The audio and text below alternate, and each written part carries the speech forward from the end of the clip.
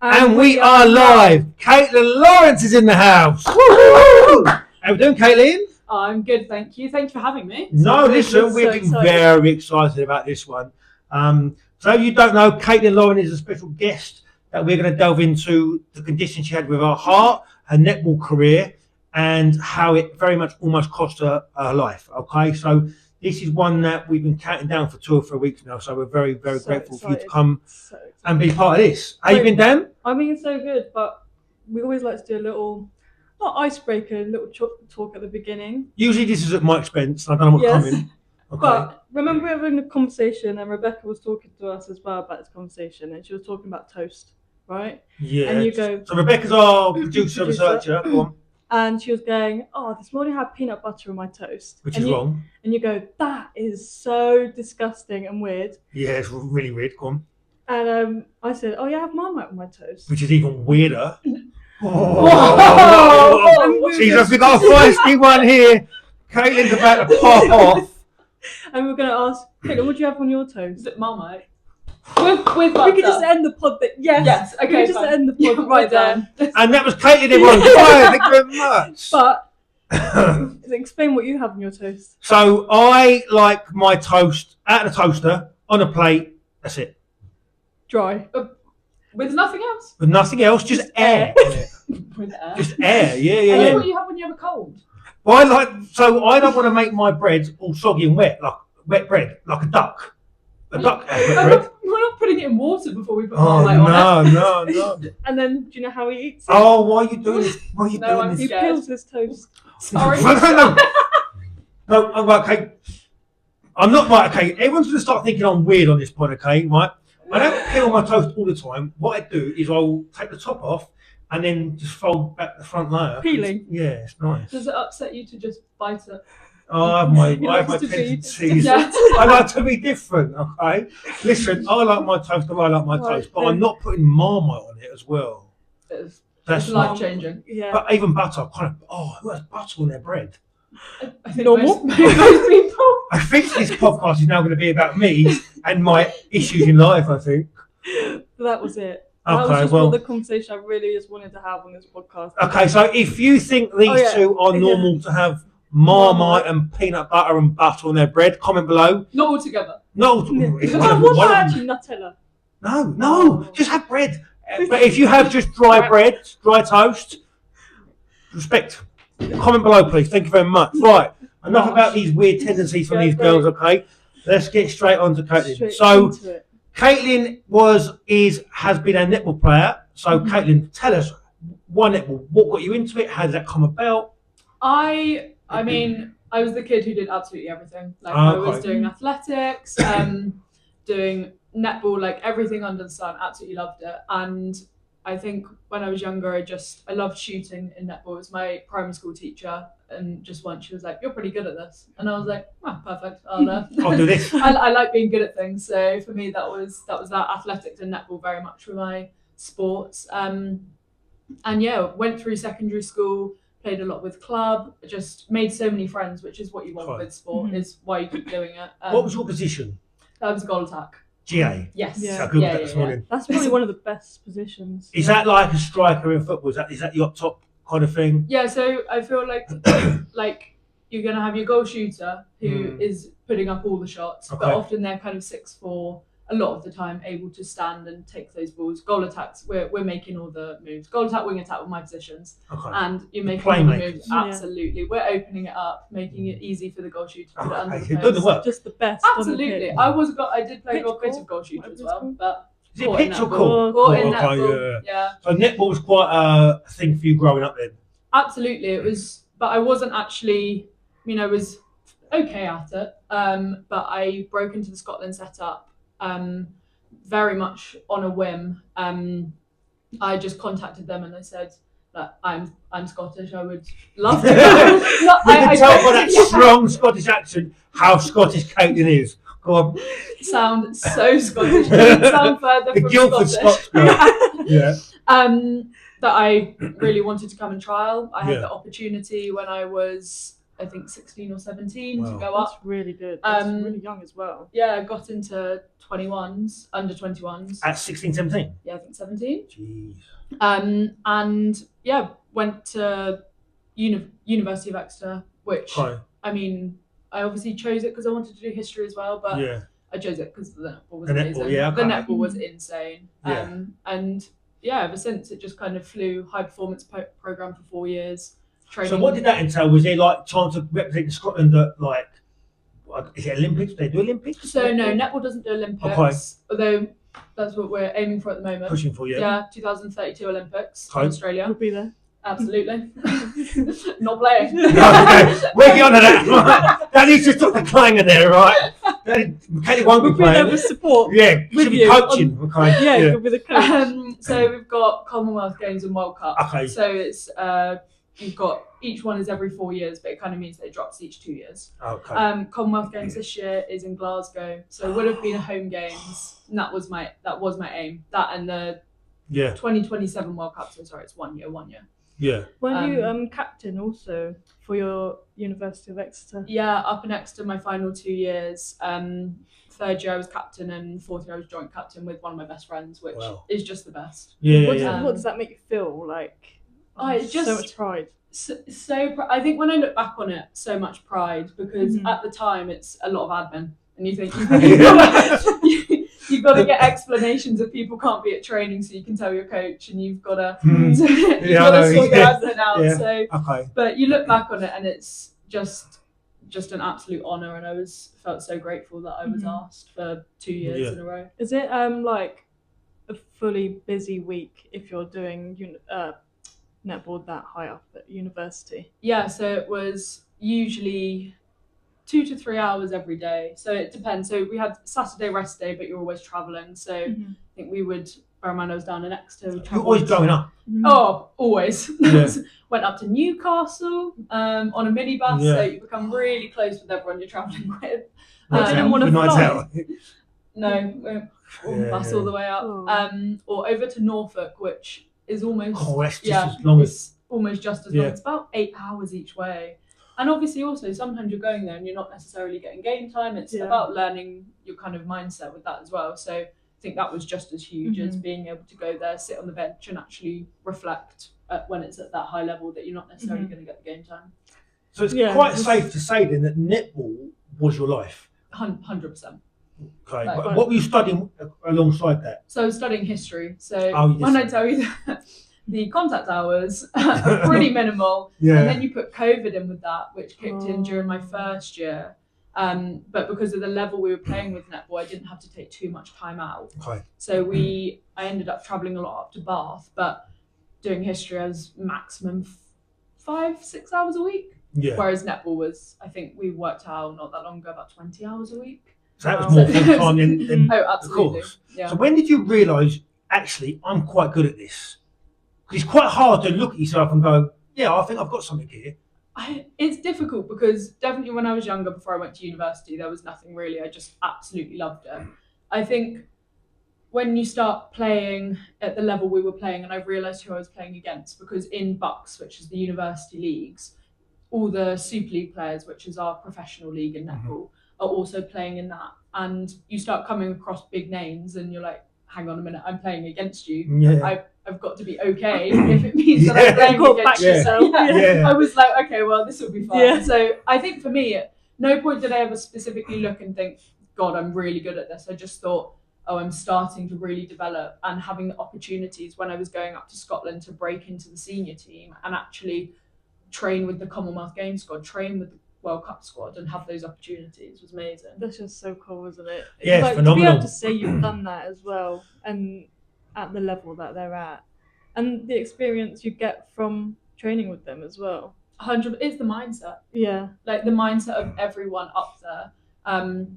Obviously, Scotland netball doesn't have the same professionalisation as England netball at the moment. It's something they're working towards, but no matter what, the mindset's exactly the same. You turn up, you train, you fit it around the job that we still do at the moment, as so many people have to do.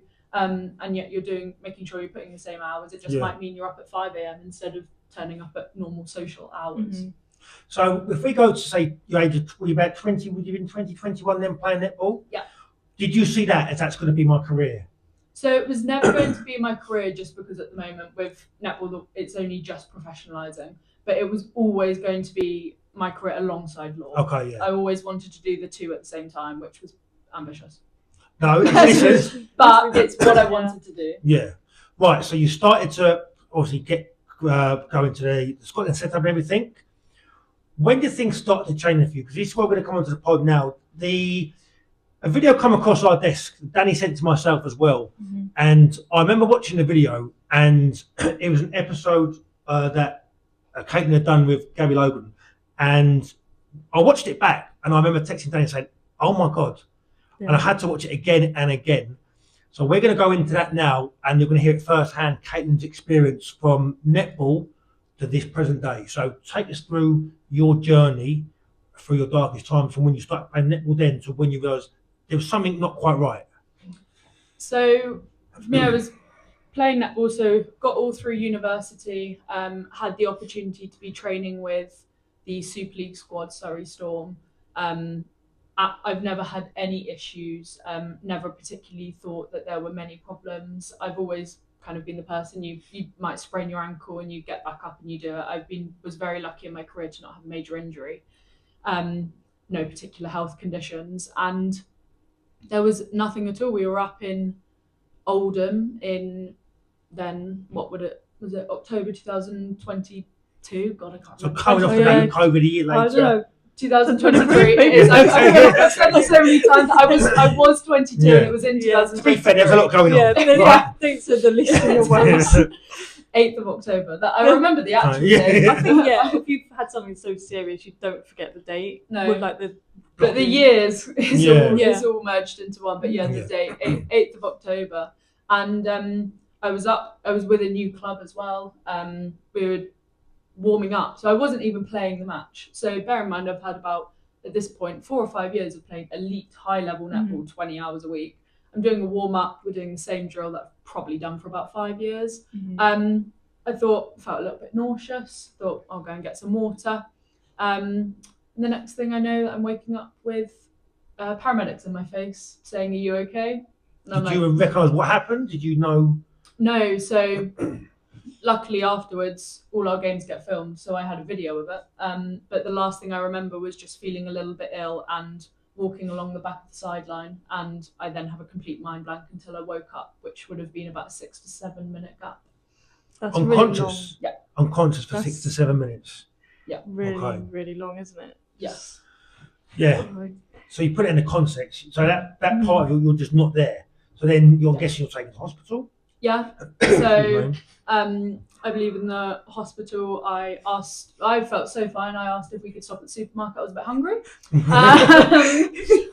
Chicken tikka. Priorities. There's priorities here. Honestly, I was like, do you mind if we stop off real quick? Like, There can be a wait in the hospital. Do you know what I mean? well, Like, that's what I thought. I was like, look, we're going to A&E. Surely I'm not that big of a risk. Me not thinking the fact paramedics have turned up within 4 minutes. I'm obviously quite a serious risk. 22 years old, unconscious for that amount of time. did you think? Was it like heat? Did you think what it could possibly be? So the first thing is, well, Tired. I not didn't tired, think anything, as I just kind of thought, well, sometimes people just faint. Like, I was like, oh, I think I've drunk enough. But the first thing they were like, oh, are you dehydrated? Yeah. And I was like, I don't think so. They ask if you're on your period, if they're, a multitude of things that it could be. There was the thought originally, was I having a seizure? Because in the video it looks like I am, but actually all it is that I kind of wake up, come out of consciousness and then go unconscious again, and then I'm out for about 6 minutes. But the way my body's moving, they wondered if it was that. At no point was there a particular concern about my heart. They did some bloods, and then I was sat in A&E, not feeling 100%. But again, I felt ill. I was nauseous. Yeah. Nothing out of the ordinary. Heat stroke symptoms. Which is crazy with what is you're about to say, but just feeling like a little bit nauseous Yeah. compared to what your body had gone through. Yeah. And even to this day, so we look back at my Apple Watch, which I was wearing at the time, and I had quite a clear drop in my heart rate from about, I think it was like 170 to 50 or so. So a major drop within about 5 seconds. But even that, I think at the time I was so naive of just thinking, oh, I'm sure it's fine. Like, surely you feel something. Yeah, if rather than something just is happening to your heart, like you must, they always say if you're having a heart attack, you have chest pains. Or so I just at no point did I think there was anything wrong, because why would there be if you feel a little bit nauseous? It's not being naive though. I don't think a lot of people would know what to look for if you were going to have something like that. So it's just not knowing, or it just comes out of nowhere. Absolutely. And even then, I can look back in hindsight and I know that clearly I had a major arrhythmia. It can never technically be confirmed because they couldn't test it at the time. But they know based on my diagnosis kind of throughout the year that that's now what it was. But I didn't have any other heart problems until another year later. So I don't know, obviously, what I've had in the first 22 years of my life that have also never been picked up, because nothing's got to the point where I've actually collapsed. That's in the second half. We're going to talk quite a bit about the screening. So you're in the hospital. You obviously they're doing tests and everything. What was the process after that? Then did you just released? Were they told just to carry on, and if it happens again? Yeah. So I was released the following day. Bless my parents had to come all the way up from Guildford up to Oldham, and they didn't know what was going on. My mum, bless her, just had a call saying, does your daughter have any medical history? She's out like a light. And she was like, what do you mean? Like, has she been drinking? What's going on? She was like, it's like 12:30 in the afternoon. Like, come on. Student. Student life. I was like, God, she's so bad. Like, and so they came back and they said, you can be released on the basis that you'll go to your nearest hospital when you go back. And I had to go back to the GP to be referred, but by that point they knew it was potentially something to do with my heart, just because there were a couple of markers in my blood. But and that's due to your troponin level, which is the only indicator. And I am absolutely no cardiologist, but it's just to do with if you have an arrhythmia or something in your heart. A lot of the time you get it in a marathon, that increases. So they knew it was my heart. How did you feel hearing that? Because bearing in mind your heart is the most important muscle in your body. So when someone says there's a problem with your heart, you're like, whoa. Yeah, well, I think as an athlete, you know that at the end of the day, you know that sport isn't always the best thing. If it's at that high level, it's so good for you mentally and everything. But actually, you've got to make sure you're still looking after your body. And I probably just looked back and I thought, well, there can't be anything wrong with my heart. They must be wrong. Which is clip that, save that. Listen to this bit now. When we come back, we'll go, oh yeah. Right? Me going, I'm literally fine, guys. Give me some wine gums and some babies and a crack. And I was like, they must have it wrong. It must just be dehydration. There was no way it could be anything. Went back down to I was under the Royal Surrey. They were brilliant, doing a load of tests, but my ECG is abnormal. But my echo is completely fine, which is like an ultrasound, no issues. And I was very lucky with my cardiologist, who just said, we don't know what's wrong. We'll do an MRI and a genetic test just to see if because they were at odds too, that they were like, you have no family history of anything. Like, what could it possibly be? You sort of stumped medical the professionals. I was like, look, this is your job. Fix me now. I was like, I'm just here for a good time. What's wrong? I'm here for the gas and air. Come on. I was like, you give me free coffee when I come here. Like, this is perfect. Yeah. But you weren't faking it. Let's just clarify that. I just thought I was fine. I very much was not. No, okay. Do you feel like, if they don't know, how am I meant to even believe what they're saying? And it's sort of like, what you think, if they don't know, then it can't be that bad. If they don't know, nothing's showing. It would show up straight away, potentially. Well, and that's exactly it. As I was constantly for that year, I was like, well, they're going to tell me if there's something wrong, because you would see it. You can feel with you do your ankle, or you need any like not generic injuries, but ones you see a lot more is if you can see them or you've broken your leg, you can feel pain immediately.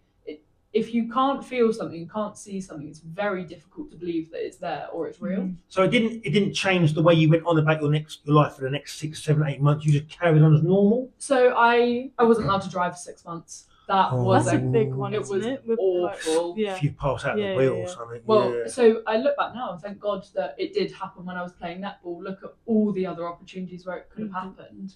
Yeah, fair enough. To be really deep. But obviously, so many other consequences that could have happened. If you're on your own or something, like.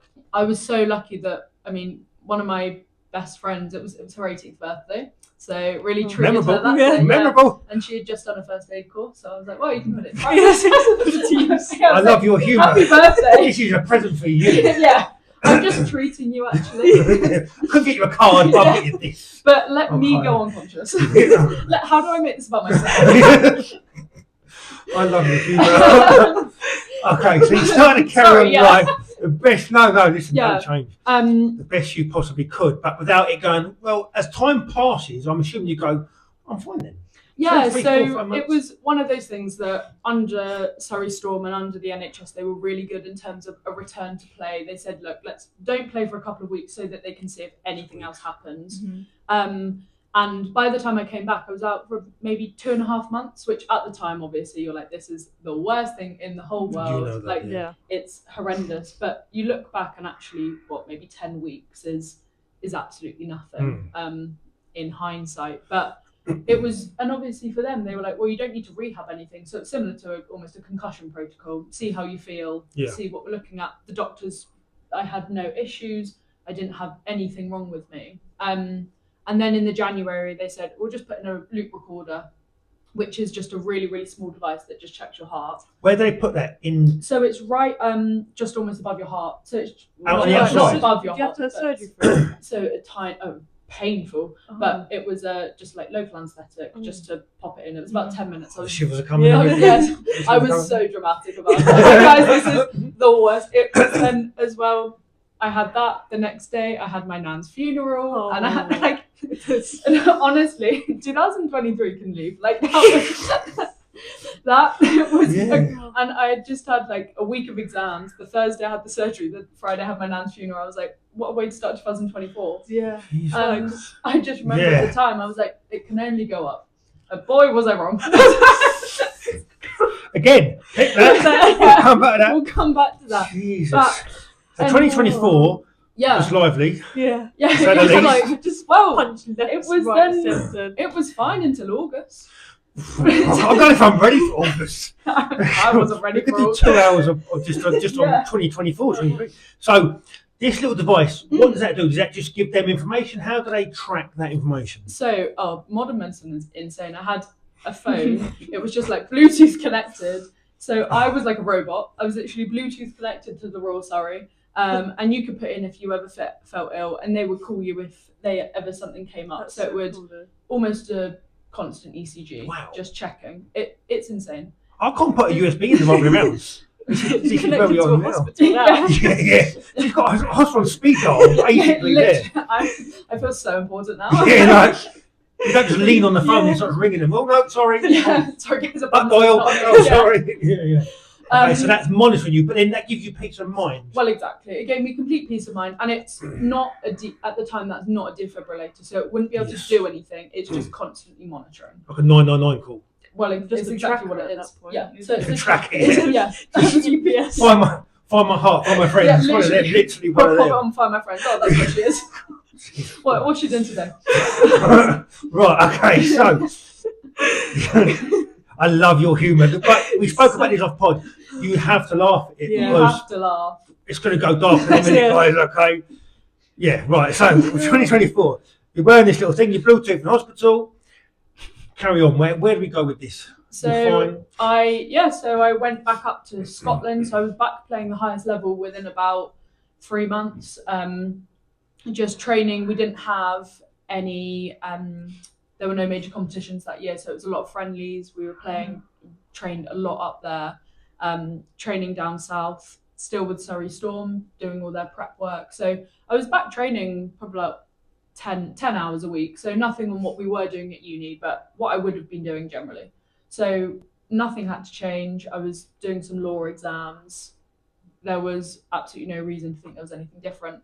Cardiologists were a bit like, well, maybe that was just it. Bye-bye. Just healed now. Yeah, you're fine. Yeah. You're actually okay now. Yeah. Whereas 2024 is going to hold my beer. Yeah. What's this? And they were like, oh, you thought that was done? that was free. Haha. Yeah, we're coming back with a vengeance. Okay. Yeah. So you're on the court on a Sunday. Was it right on a Sunday you was Yeah. playing? So the only other thing that did happen in 2024 is I don't they- know. I want to know. it was just in the June they had done genetic testing because again they were like, what could it be? And they said, look, you've got this gene, it's PKP2, it's a protein variant which is indicative of arrhythmogenic cardiomyopathy, Okay. but you don't have it. It's similar to anyone. You can have a gene for something, but it doesn't mean it's actually triggered. It doesn't mean you have it. Oh, benign, is that the word? Well, yeah, it just I'm saying it is the word now. I like that. That's Yeah, good. we're going with that. This podcast is not. Yeah, do not come here for Yeah, truth and we're stats. not Come here here for science. we're not scientists. I think bananas are cake as well. I don't know. I don't know. I don't. We're going off topic about cake. I like a muffin though. I like a muffin. Anyway, back to your heart, Yeah. okay? Back to me. Actually. Back to you. It's not about me. Sorry, here. guys. I nearly died, not you. Twice. And we're just about to get to number two. just got interesting. Yeah. Okay. So, But yeah, so again, that was a slight thing. If they were like a bit strange to have that gene, but again, absolutely no issues. And then August rolls around, and I was like, right, I've got a dissertation to finish. I've got a job interview, I can't laugh. And but it's then- so serious. and You're then funny. and But then how do you work this round uni as well? You're going through all of this, and you just deny a lot and deny. a lot of jokes. And I think all my friends thought I was a psychopath. Like, well, because if I look back at it now, I completely agree. I'm like, how the hell did I do that? Yeah. But at the time, it's I Life went, lessons. yeah, Yeah. I went into uni. I was like, guys, I've got a 24-hour ECG on me. Like, you know, this looks great. I was like, oh, I'll finish this job that we've got to do, and then I'll just go and do. Like, have you ever done a exercise ECG? Mhm. Yeah, like the worst, No. absolute hell. I've never done exercise. Never done exercise ECG. Yeah, well, it's hell. Okay. And I was like, oh yeah, you know, I'll be back in the library later. Happy days. It just at the time it felt so normal.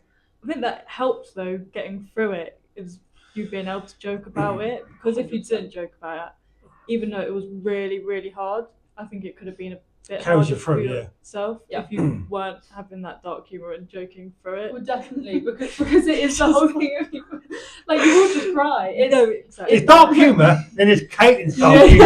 and then She goes basement dark humour. That's what I love. but honestly, it really got me through because even.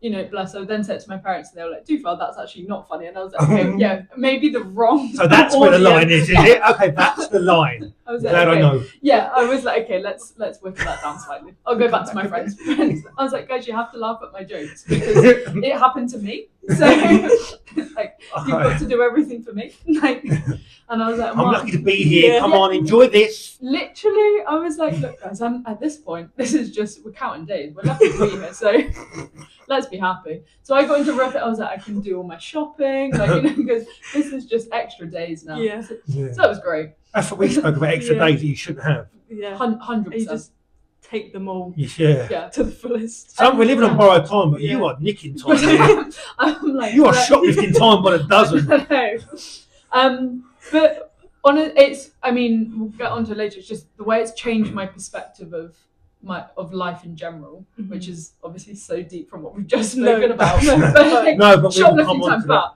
but Yeah. it does. But Not shoplifting time as in Yeah. we're going out robbing, just okay. If you missed that, go back. Okay. don't jump to that part. Tune in for the first bit. This is different. Okay. Right, okay. So yeah, so 2024 in August. So I had the opportunity. I was trialing for London Pulse Next Gen, so it's similar to their kind of championship in football. So one below the professional Yes. leagues. Massive, that's high. So like so exciting. It was 30 degrees in Bristol. Does it get that hot in Bristol? Yeah. Mm. I was like, what's going on? We've just come to UE, Yeah. like University of West England, and I was like, it's a bit warm in here. And we had a great day. I was like, oh, I think I played pretty well. We all felt really ill because we all had heat stroke. Yeah. Like everyone, whether you were playing or whether you weren't, like we were there for so long, and it was a lot of back-to-back matches. So by the end of the day, I just said to my mum, luckily had come with me, because I just said to her, look, I'm not feeling 100%. I think I've got heat stroke. I'm very nauseous. In fact, maybe the lowest point in 2024 is I threw up in Lee Delamere Services. Like Lee Delamere Services is not the one. If you've got Devon Stacey, Lee Delamere is not the one. Exactly. Cheveley, yes. We love Cheveley. We love Cheveley Services. Lee Delamere Services. I was like, oh, of all places, but I was like, I've got to stop. I was like, I'm not feeling well. And my mum, bless her, was like, are you okay? And obviously, I was like, yeah, I'm fine. I just don't feel 100%. Little did I know, my heart's going, oh, girl, like, you're not okay. Like, so what was your heartbeat? Yeah. So I heard a number. I read a number, and I was like, 294. 294 beats per minute. And Yeah. what should it be? 221 is your age? Yeah. I've done the research. Oh, yeah. Yeah. So yeah, at the time, what it should have been, I think, when I worked out, like 198. So we're looking at A ton over there. nearly 100 over. And you didn't feel it? Not at all.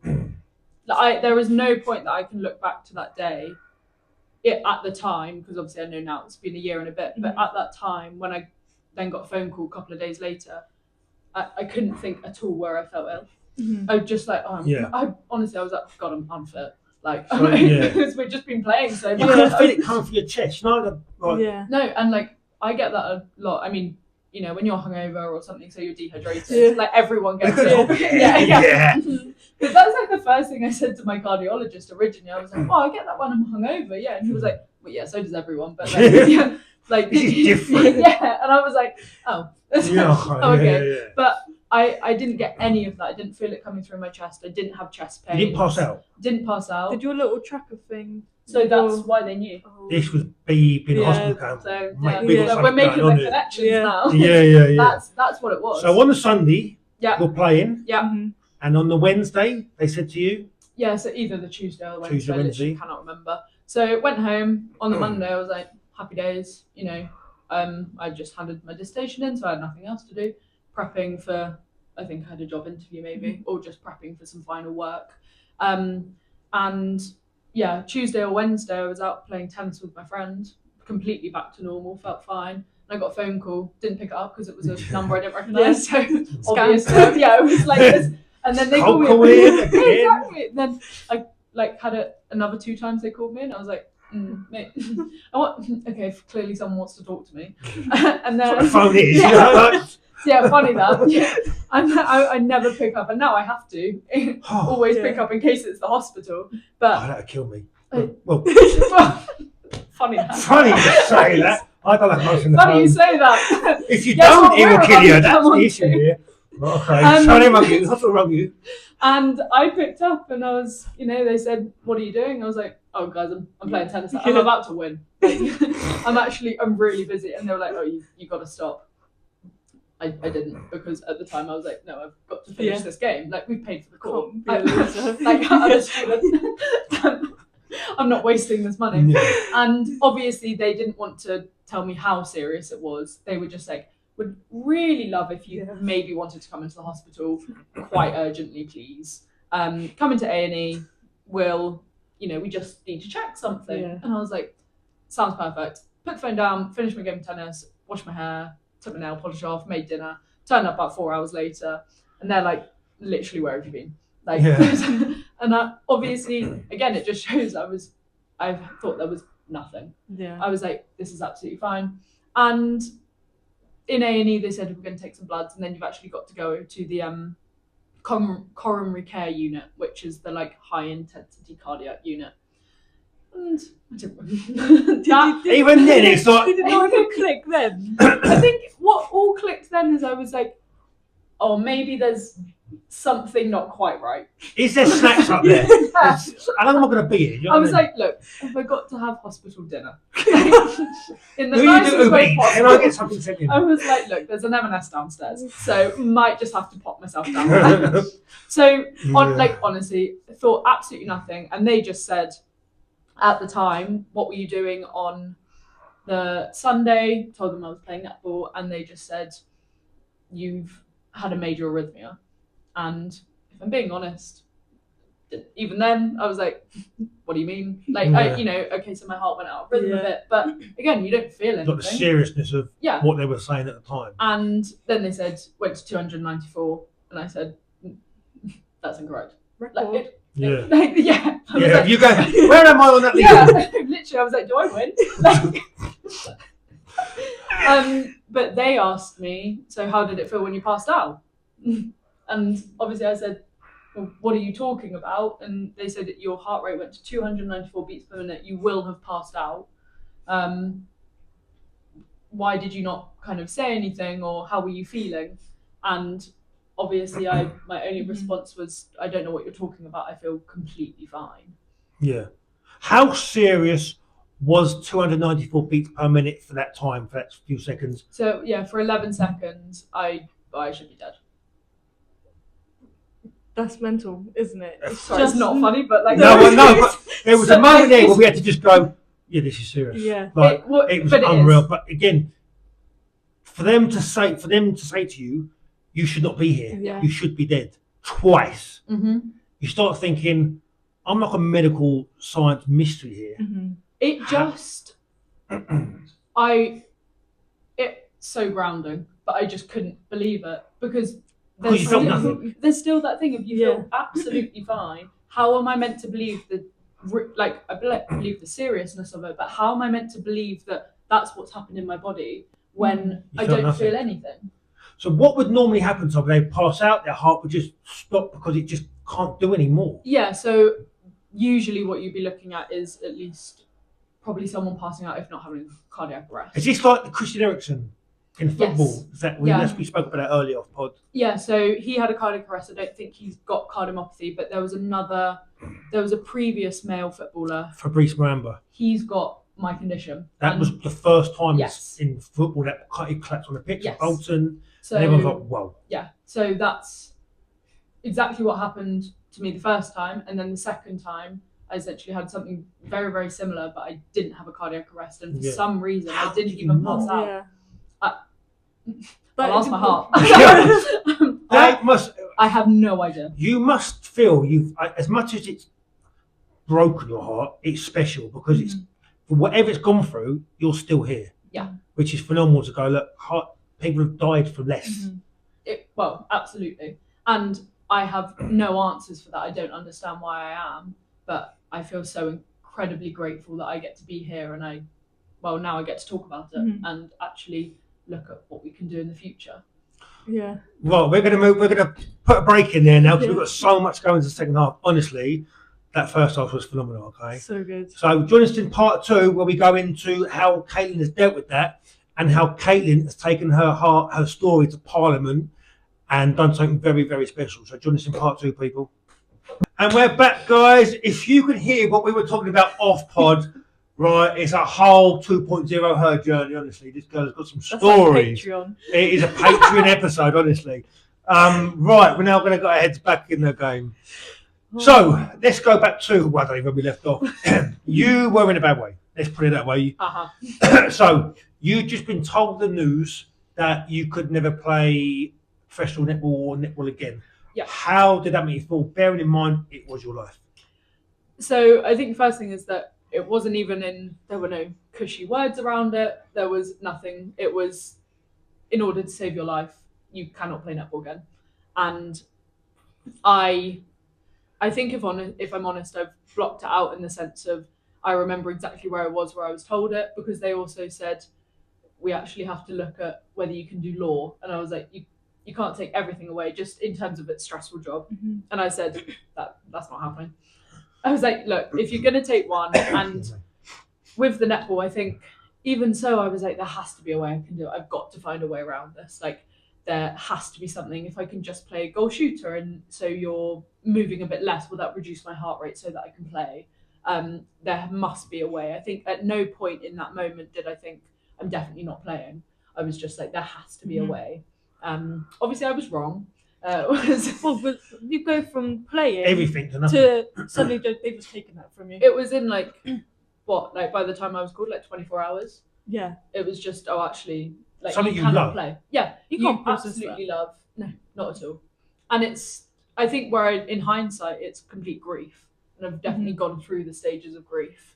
I think if you look at professional law, professional sport, when they know their career's coming to end, it's to the end of their career. It's the longevity in injury, maybe, but to have it taken away from you so early on is exactly like losing something. 100%, because I always knew as well in my mind I was aiming for Commonwealth Games and World Cup 2026, 2027. Whether I got there or not, different story. But that was always the aim.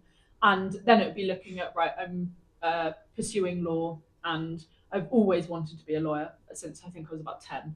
It's always been that. So I was looking at, really, by the time I was about 28, I would be looking to quit netball anyway, at least in that competitive level.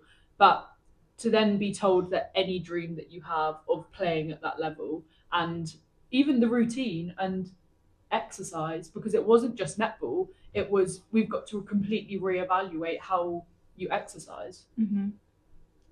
Yeah. And you must be so angry. Beyond belief. Yeah. Because I was so angry at, not at myself, but at the situation. I was really angry of, why did it just have to happen? Like, almost angry at the doctors. Why did they put that device in? They would have never found out. Like, I could have just carried on. Like, and they would have, I've done 22 years, but obviously I look back and of course they had to put that in. They've saved my life by being proactive. So in is it an ICD? Yeah, so I'm not going to say the words because I got the first implantable cardioverter defibrillator. ICD. Yeah. Yes, an ICD. So what does an ICD do? People who don't know. An ICD it's actually a very small device. It's just up to the left of your chest, and there's a wire that connects your heart. So you can either have 2 wires or 1 wire. I just have the one down to the bottom chamber of my heart. And if it's similar to the device I previously had, it is constantly checking. It's Bluetooth connected to an app on my phone, so I am a robot again, and I will be for the rest of my life. Yeah, connect to your Caitlin's ICD. That's wrong. Yeah, where's my speaker? And I'm like, and there are different. It's amazing. There are different settings. So if I was to have a slight arrhythmia, so if my heart was to go slightly out of rhythm, it sends small electrical pulses just to bring it back into rhythm. If I have a slightly more severe one, it can send larger electrical pulses. And if I'm having a cardiac arrest, it's completely the same as an external defibrillator. It then shocks your heart to stop it, to let it go back into its own rhythm. Someone did actually ask a question about this, and they asked, is an ICD quite subtle, like to look at, or can you see it? So it was something I was really worried about, and I actually really didn't want it to start with. I was really against it. And I think it was my mum, bless her, I think she obviously wanted me to have it so badly. And it was, that will save your life. How can I explain to friends and family, if something was to happen to you, that there was an opportunity that you maybe could have taken that would have saved your life, and instead we could be at your funeral, which kicked me into gear. It really grounded me. And I said, what is a small scar, which actually it's really small. It's still healing. It's a painful procedure, to put it lightly. Go under general anaesthetic, we're in for about an hour, I think. It's and the first time, because they're creating that pocket under the muscle. So they do it under the muscle to make sure that that you can't see it. So when I look at it, I can see that there's a lump there, but nobody else can see it. And if you're wearing a t-shirt, anything, you can't see it. If you're wearing a swimsuit or bikini top, then you might see the scar. But honestly, you can create great stories about the scar. Also, that scar saved your life. It's got a massive meaning behind it. It has a massive meaning. And I think I struggled with, it's now going to be a physical reminder. And to start with, it was the first month I really struggled, because you've got a foreign body in your own body. You've got, I was 24 years old, 23 when I had it done, with a defibrillator. Like it doesn't match up, but actually since I've had it, it's similar to one of those things where, you see a car, you've never seen a car before, you buy it and then you see it everywhere. Now that I've got a defib, I have met so many young people up to the age of 30, 35 who have defibrillators. It is a lot more common. So we've had a few people message in, and we will keep them anonymous. They have messaged in saying they're going through something similar, and they are looking for advice, looking to hear your story. A couple of questions, like you said, Danny had one. Another one was, can you travel on it? Where there are restrictions on travelling? Can you get on planes? These are what some people don't know. They'd rather ask directly to yourself. Yeah, and definitely wouldn't take it as gospel because obviously it's for me. You can't go through security scanners at an airport. So there is that, and similarly, if my friends and I a lot of the time go to Wembley, you can't go through those scanners, that kind of thing. But you can travel, absolutely no worries. The way they've done it is insane. I have no restrictions apart from going through security scanners. I can't weld. Which that's the welding out of the week. It didn't work out. That was where you were going to go next. Exactly. And I can't have an induction hob. I think they're the three things. They're the most random three things in the world. But they're kind of So, in that sense, is that it's actually it hasn't changed my life in terms of what I can do. I can travel. It's absolutely fine. That would be more. Obviously, always ask your doctor because it might be more actually your heart condition that might change that instead of actually the device. But for me, now that I've got it, it's that peace of mind of, well, if anything happens to me, I know that immediately it's going to kick in, and it gives me such a greater chance of surviving a cardiac arrest or anything because it immediately shocks me. So technically, you've got more chances of surviving than me and Danny have. Oh yeah, I'm invincible in comparison to you guys. No, I'm man. Yes. Lady. Yeah.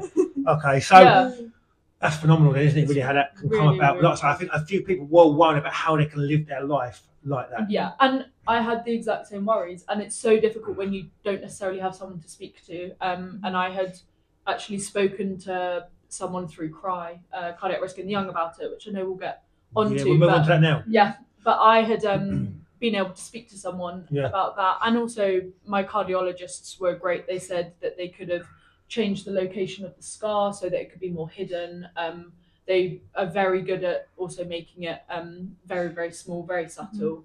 But at the end of the day, is what doesn't really kick in, I think, until you've got it, is it's saving your life, and it's a preventative measure that if your doctor's suggesting it, then it's because you need it. Yeah. At the end of the day, if you can see it, it's still saving your life. Yeah. So it sort of outweighs the can you see the it? good But to it's bad, yeah, and pros it's cons to honestly in comparison to what I thought it would be, it's so small. Like because I'll say to my friends, I'm like, oh my gosh, can you see it in this top? And I don't anymore because now people ask me, I'm like, yeah, I've got defib. Like it's cool. Like I'm like, this is great. It's for me, I love talking about it now.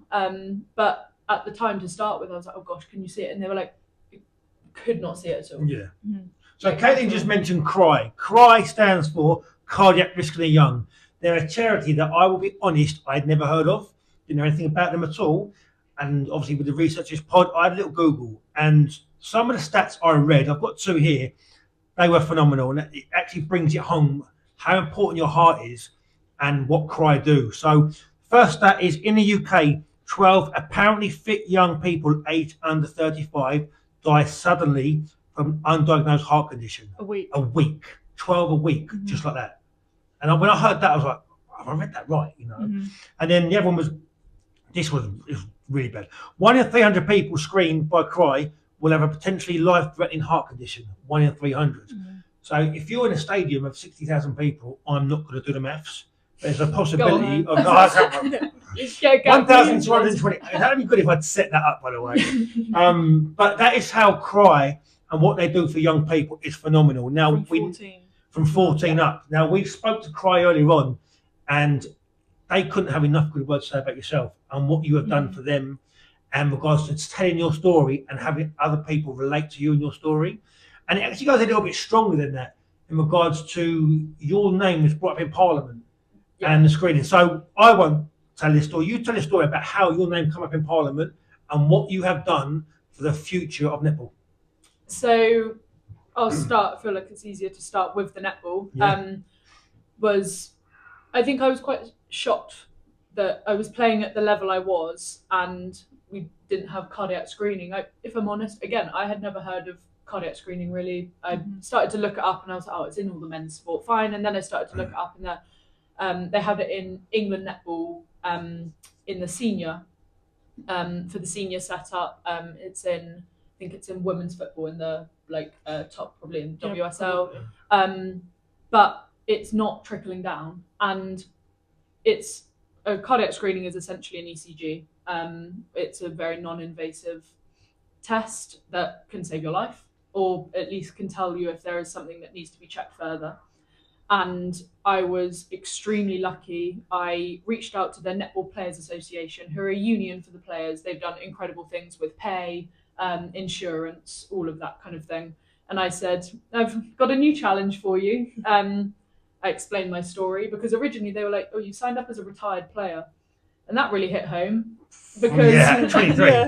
and they were like, have you got that wrong? Obviously. And I, have you done that wrong? And I was like, no, actually, jumped on a call, explained it, that I can't play anymore, and if we need to bring in cardiac screening, it's not in the Netball Super League, which has gone professional as of last season.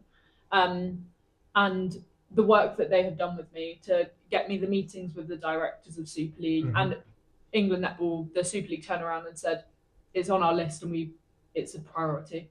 And we have since worked together. It's been kind of upcoming for about a year to work that so at the moment they're all being screened. So it's all the contracted players. So there are 80 of them at the moment in Super League. They are all being screened to ensure that there are no background cardiac issues. And if there are, it's also that education that mine is the worst case scenario. Just because you've been screened, if something comes up, it doesn't mean that you have to stop. But if you do have to stop, or at least you have to change slightly your lifestyle choices, you're making an informed decision of how you can proceed. So it's given us that opportunity, and we're working with Cry to ensure that can be done. Yeah, Cry sound like an amazing charity. Like I say, we are going to put a link below. If anyone wants to donate to Cry, please feel free. Because like I say, it's charity based, and what they're doing for young people is phenomenal. And there's a petition to sign to get 14-year-olds screened as well. Like I say, from such a young age onwards, it's only going to benefit people. What made you want to? Obviously, sounds like a crazy question, but want to petition to get this done in the Netball Super League? It could be very easy to go into yourself and just go, I can't deal with this. But you wanted to change the future and the way it was going to be. Was it to just help someone else? Was it just go, you know what, I'm going to take a bad situation and turn it into something slightly positive that it can be? Yeah, I think I've always been quite like that. I've always been someone that's going to do something. I don't want to sit back. But if I'm being honest, where I was sitting, I can completely look back now, is where I was sitting in the hospital, looking around with, I was not the general age demographic in the cardiac unit, if I'm being honest. And looking around and just thinking I don't want anyone to be in this position. And if I can save one person's life or give one person an opportunity to make a decision that I wasn't able to make, then I've done good work. That's phenomenal, because I was looking for the Cry Instagram page. Again, we'll link it all up. And there was families talking about children and teens that they've lost through the same situation as yourself. Has there ever been a moment in your life where you sat there and felt, why me? Like, how have I survived? And then is there a guilt sometimes that you think, I've survived, but someone else hasn't? How do you deal with that? Yeah, absolutely. I mean, it is that survivor's guilt, because, when you look at the statistics, you look at everything, is that I should not be here. I've defied those statistics not once but twice now with 2 major cardiac events. And of course, when you say it, we spoke to you for an hour now. It still doesn't feel right. Like not even just once, but twice. No. Like we wouldn't be here doing this.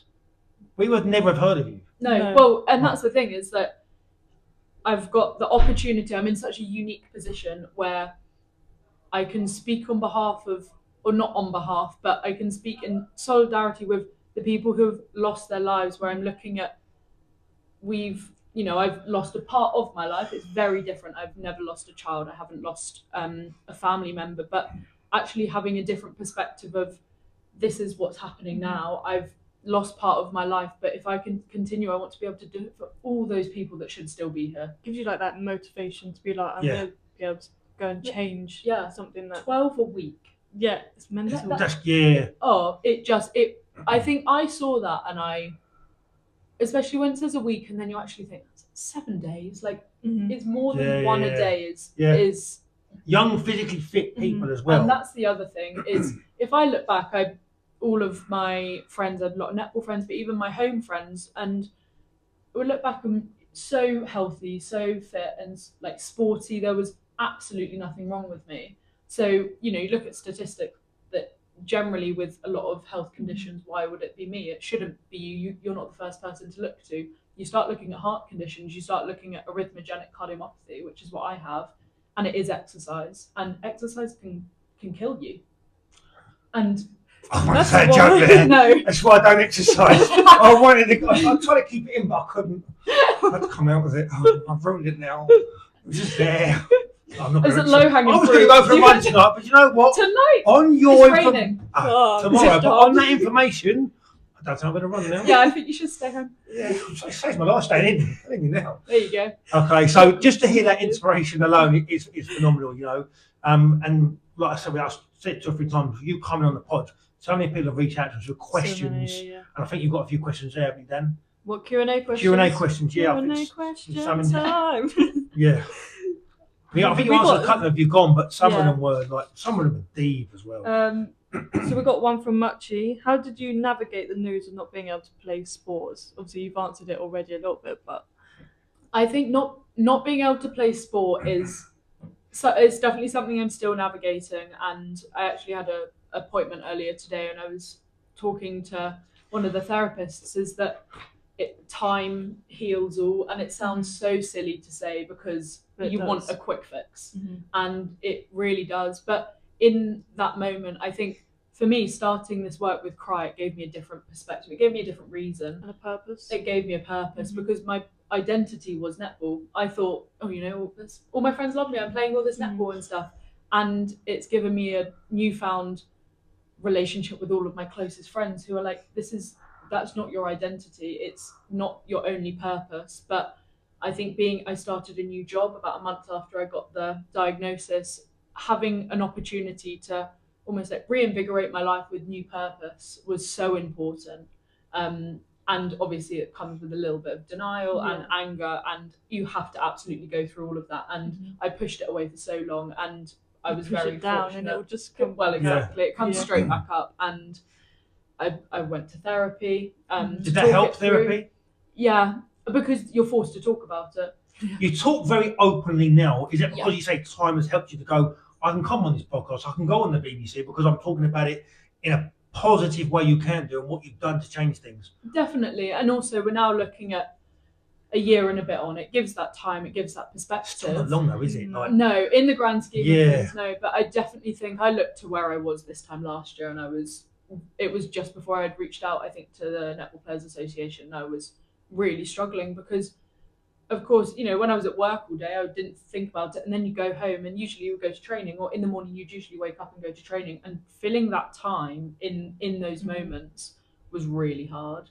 And my therapist didn't find any of my jokes funny either, which was so humbling. we do a part 2 on here. You come to a jokes on here. Jess asked, what is your most memorable moment in your career of netball? That's hard. There is Yeah. It's I cut think big one, which is that. I mean, yeah, positive. I think positive, yeah. I mean, I think for me, there's definitely 2 that stands out. The first time I ever was selected into the Scotland senior squad, it's always been a life goal. I always knew, despite my accent, I am Scottish. I was always I'm not doing it. I was always going to play for Scotland, and I think it was actually the achievement of looking back and seeing what I had done. And I think so having that opportunity to go up and play for Scotland, play with my idols who I'd watched growing up and I'd always wanted to play with them. And I think the first time I was captain in Exeter, because again, it's you're captaining your friend, you're captaining your best friends, but it's having the opportunity to show that leadership and being given that opportunity. So I think those 2 for me was most memorable. That's a good answer. Good answer. Yeah. So we've got another one from Luke Colling, 99. Is Kate still adapting to life post netball, or is it the norm now? And then they also said she's a massive inspiration. Yeah, I think it's still post netball. Is adapting has become a different way. Yeah. Like it's I've adapted in the sense of my routines. So I'm a very routine person. I like to get up and I know exactly what I'm doing each day. So now in that sense of I'm back studying at the moment, then I'll be working. Of that routine's been fine, but I think it's in the quiet moments actually that I'm a lot better now. But it's still adapting because I'm still even. I had it even last night. So I now coach at the club that I used to play for, the Downs, and they're absolutely incredible. I coach their regional team. But I used to play for their Prem team, and we had their Prem team there last night. How good's that? So good. Just then, like they were training and stuff, and then I just kind of looked over, and I haven't played now for since like I think last August. I played a little friendly kind of social. How was that though, playing? Literally horrendous. Okay. Awful, yeah. I just didn't enjoy it, which was, in a weird way, it gave me the opportunity to say, actually, I know I've kidded myself, but I've had the opportunity to step away because I just really, which, I know Danny, we had spoken before, the mentality of an injury sometimes is a lot worse than it physically. The physical you can do, but then the mental is so challenging. And then it's like you said, a routine, and it's like, oh, I've got to keep going, but then the mental side is pushing you back, and it's so bad. Definitely. Is there a future for you coaching? Do you see something in there? Coach the Scotland team. Those can't play, coach. That's what I coach. Quite literally. They'll be like, God, you're back. I think it's like, they'll be like, can't do that. It's semi-final time, bring in someone else.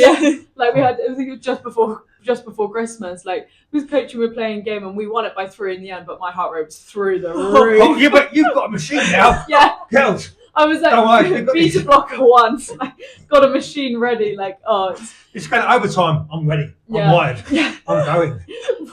Can your heart take it? Oh, don't worry about that. Yeah. But my defense. Yeah.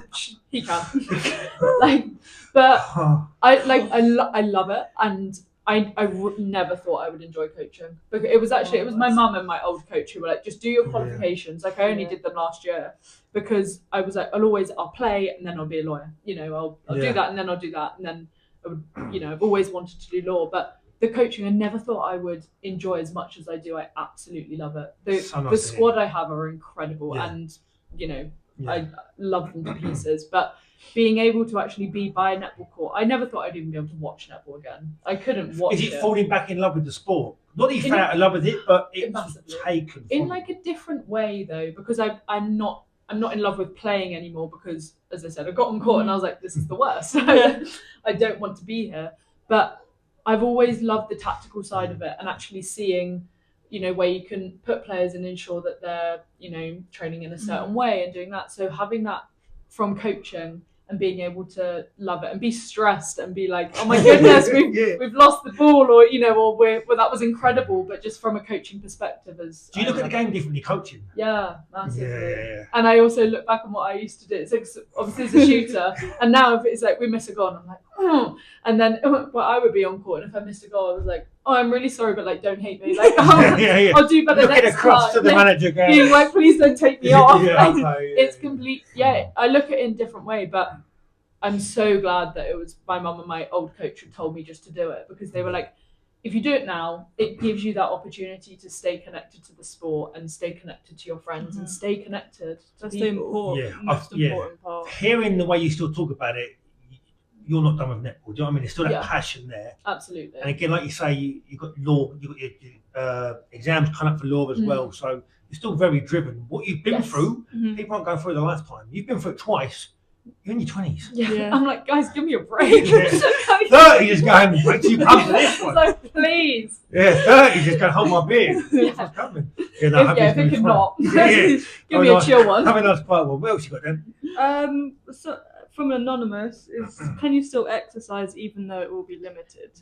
Yeah, so this is something that's very specific to each individual person. And through the hospital that I'm under, I had kind of a lot of almost, they called it a prescription for exercise, and I was like, that's horrendous. I feel like you're giving me paracetamol, and I was very lucky with my cardiologist. They were like, we want to be able to help you do something, and they've always said it's so important to exercise. It's important for your heart health, funnily enough. The irony.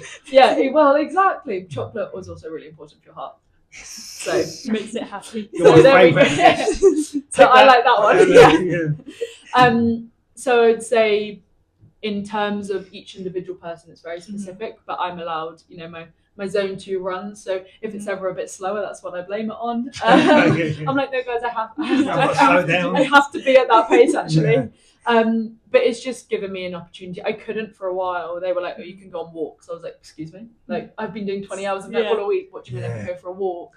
But I can go to the gym. Doesn't increase your heart rate too much, but it is still so good for you. So I think if I could have known the exercise I would be able to do at the time when it happened, I would have felt a lot better about it. Do you still have to go and see the cardiologist now? Is it routine checkups, or is it just we call you when we need you? and I clearly am not picking up. And they're like, please no, stop coming earlier. No 4 hours. So I still have routine checkups. Okay. I think when it first happened, I was in and out a lot. I was loving hospital. But now it's yearly checkups, unless something happens, which obviously they know from my defibrillator, and they can just call me and get me to come in. So it's a lot more relaxed, but it doesn't take away what that you're going to hospital is that you have no idea what you're going to say. I've had 2 years of them every time going in, it's been the worst possible news. It's the thing they always tell you not to look it up on Google. And I went to the cardiologist and they said, look it up on Google. Yeah. And they were, because it is the worst, like the worst. You were knocking on the head of the door. Yeah, and they were like, I never going to open it. And they were like, please, please. We expected you earlier. You're here now. You're a year late. And I was like, not again. But and so I think in that sense, it was always so much worse than I thought it was going to be. Yeah, it's been a phenomenal episode. Listen, Kaitlin, we said we were looking forward to this episode because we knew it was going to be quite deep. We didn't know it was going to be as funny, right? But again, everyone deals with things the way they deal with it. If you go back on the past stories, you see we laugh at Danny's story, we laugh at my story. So if you're new to this podcast, where have you been? Do you know what I mean? You're late to this one as well. Go back, listen to Danny's story, listen to my story. There's other stories on there. Everyone deals with their own version of their story differently. And that is what gets them through it, okay? But Kaitlin, it has been brilliant to have you on, honestly. It's been such a pleasure to be with you guys and be able to talk it through. We wish you all the best. And again, if anyone's struggling, anyone wants to reach out, drop us a DM. We will give you links to the cry as well.